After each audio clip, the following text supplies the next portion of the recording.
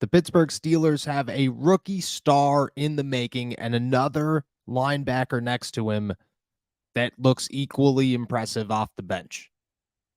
And right now, it is a match made in heaven for what Nick Herbig is trying to become.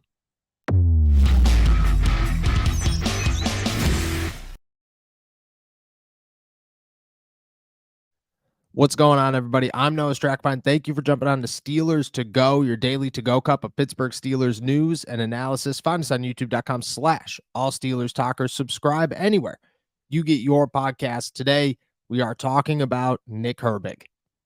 Obviously, he is the most exciting player for the Pittsburgh Steelers right now, the rookie fourth-round pick out of Wisconsin who has dove into everything that everyone has told him, has ignored the critics, has come out firing on all cylinders, and has lit up Steelers Nation and opposing offenses.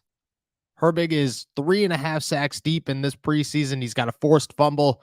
Every time you start to think, well, maybe the magic has dimmed, it comes right back. There is never a dull moment with this guy, and it's all on the field. I think that is the most impressive part right now, is that he is just simply looking to improve at all times, and he is very open about his only mindset being, how do I learn from the best around me? You get a lot of rookies and a lot of guys that come into the league, and they're very open to learning from the guys ahead of them. I've really yet to come across a rookie who opens up and says, yeah, I'm not really here to learn. I'm not really here to take in what the guys who have been here are willing to give me. Most people understand that the NFL is nearly impossible to get to, and there's a reason that you succeed if you do succeed in it. This league is not forgiving. This league is, well, as hard as they come to get into, to remain in. And if you're thriving in the NFL, you are truly one of the best. And Nick Herbig understands that.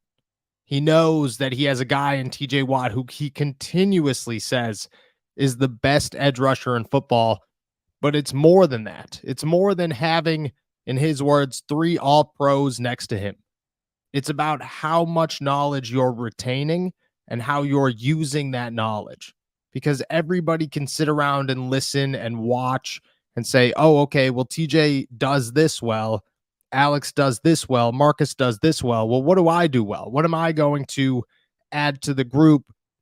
I'm already here. This is my game style. This is how I play. This is how I'm going to make an impact. Instead, what he's done is say, look, I have 3 guys that have been proven winners in this league. One of them is one of the greatest of a generation. Another one is on his way there. A third one's been around for an entire decade now and has made noise every single season. How do I learn from these guys and apply it to the field? And through 2 games, he's done that. And it is very evident. You talk to him after the Bills game, and he said the cross chop on the sack from Matt Barkley, where it led to a fumble, is all credit to TJ Watt. He taught him that move earlier in the week. He put it into work, and then when the time came, he made it happen. And you just have to think that that sounds great, and that's awesome to know that Nick Herbig utilized something that TJ Watt has taught him and succeeded with it. But it goes way deeper than that. Do you know how difficult it is to imitate something that TJ Watt does in less than a week? To look at a guy and say, okay, you just taught me this.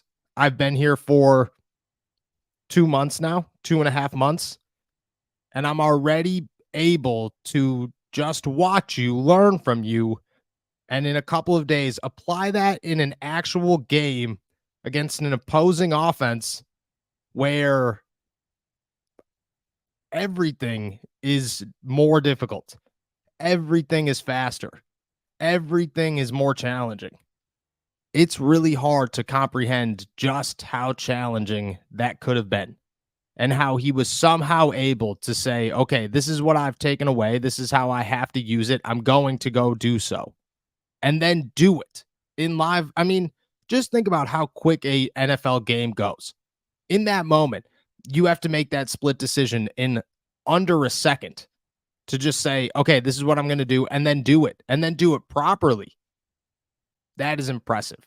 And it'd be less impressive if it was Alex Highsmith learning that move from TJ Watt, and it took him a while, and here it is. But it's a guy who's been here for one summer, has 4 weeks of experience with TJ Watt, 4 real weeks of experience with TJ Watt and Alex Highsmith and Marcus Golden, and who has actually found a way to be so instinctful, such a student of the game, that he can imitate this in under a week.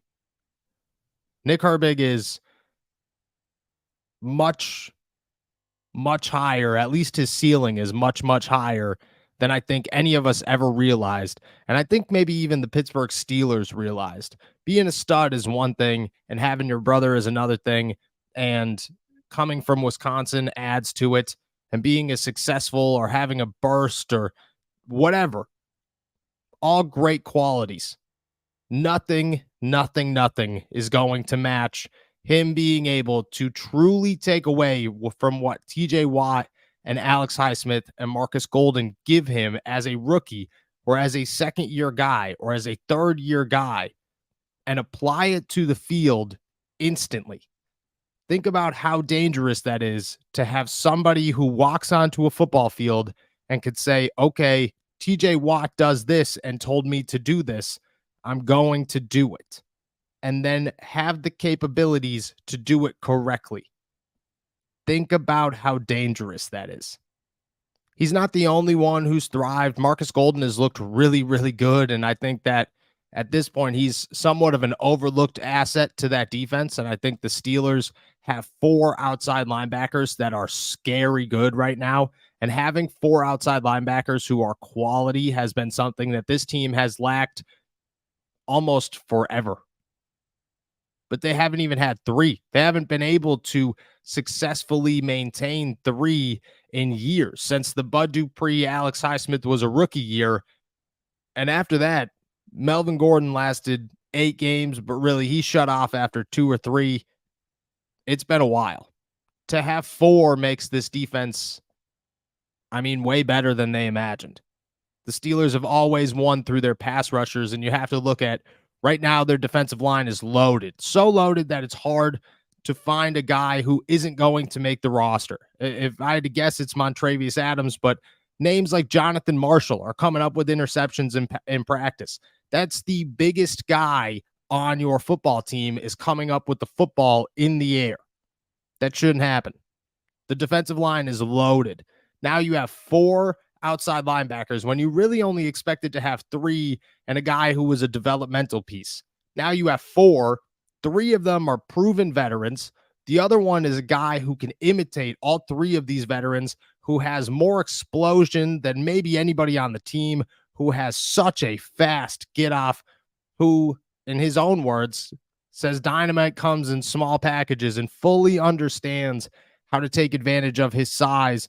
And something that critics really hounded about how this isn't going to work in the NFL because of, and use it to his advantage. He has the nastiest bend I have seen in a while, and I don't really study other outside linebackers who go to other teams. But when it comes to the Pittsburgh Steelers, TJ Watt is the closest you're going to get on something that natural. Everything is clicking for this guy, and everything is clicking for the Steelers' defensive front.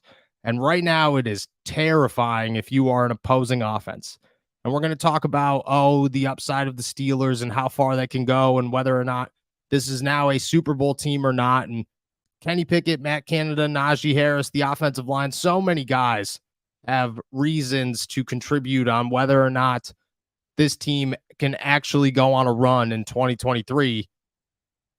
But Nick Herbig, man, what he does to that group and how much more dangerous he makes the defense, which is where the Steelers are going to win from, and they've always have won from. The saying defense wins championships still holds strong, whether you want to believe it or not. I get it. Patrick Mahomes is Patrick Mahomes and Jalen Hurts is Jalen Hurts. But in a tough moment, if you're going to beat a guy like Patrick Mahomes, you got to make sure that your defense is strong. Having 4 outside linebackers is as dangerous as it gets for the Pittsburgh Steelers. And having a guy in Nick Herbig who can imitate a guy like TJ Watt and Alex Highsmith and Marcus Golden immediately. I mean, the upside of this kid is unknown. The ceiling is way higher than we expected. And I don't know, but I'm ready to say Nick Herbig is a star on the rise and a dangerous asset to the Pittsburgh Steelers. And somebody who just makes you believe in how good this team could be just a little bit more.